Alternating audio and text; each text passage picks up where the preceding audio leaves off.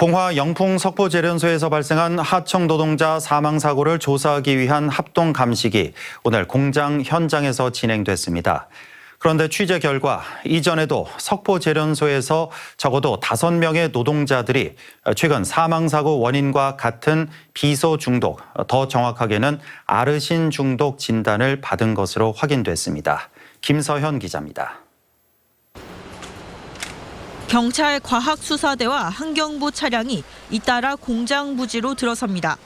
산소통을 등에 메고 방호복으로 무장한 경찰들도 공장 안으로 진입하기 시작합니다.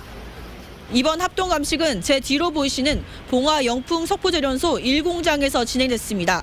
석포제련소는 수십 년간 낙동강 상류 오염의 주범으로도 지목되고 있습니다. 경북경찰청과 국가수, 환경부, 노동부의 합동 현장 감식은 2시간가량 이어졌습니다. 지난 9일 공장 설비 교체 작업을 하다 숨진 60대 하청 노동자의 정확한 사고 경위를 밝히기 위해서입니다. 어떻게 그 사람에 의한 화학 물질이 생성되었는지 또 어떤 경로로 누출되었는지에 대해서 구체적으로 감식할 예정입니다. 숨진 노동자의 공식 사인은 급성 아르신 가스 중독입니다. 아르신은 비소와 수소의 화합물로 급성이나 만성으로 노출되면 적혈구가 파괴되는 강력한 용혈을 일으키는 독성 가스입니다. 그런데 취재 결과 석포제련소 내 아르신 중독 사고는 이번이 처음은 아니었던 걸로 확인됐습니다. 지난해 2월 그리고 지난해 2017년에도 석포제련소에서 일한 노동자 2명이 원주 세브란스 기독병원에서 아르신 중독 진단을 받은 겁니다. 두 분 다 좀 공통적으로 있으셨던 증상이 소화기 증상이 먼저 나타났거든요. 구역질 나고 아주 특징적인 증상이 이제 요 소변 색깔이 콜라색 소변 색깔이 나오면서 놀래서 다 병원을 가신 거거든요.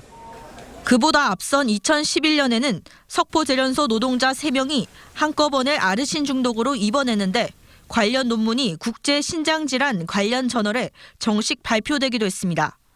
해당 논문을 보면 40대 여성 1명과 60대 남성 2명이 같은 시기 구토와 혈뇨 증상으로 입원했습니다.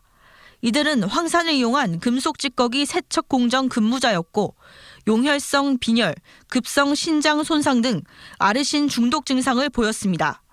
그러니까 이번 사고 이전에도 최소 5명의 석포제련소 노동자가 아르신 중독 진단을 받은 게 확인된 셈입니다.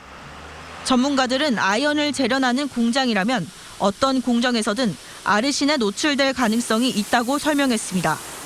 아연 재련이라는 게 아연광을 이제 처리를 해가지고 거기서 순수한 아연을 뽑는 그런 공정이잖아요. 아연광을 이제 황산에 녹이게 되거든요.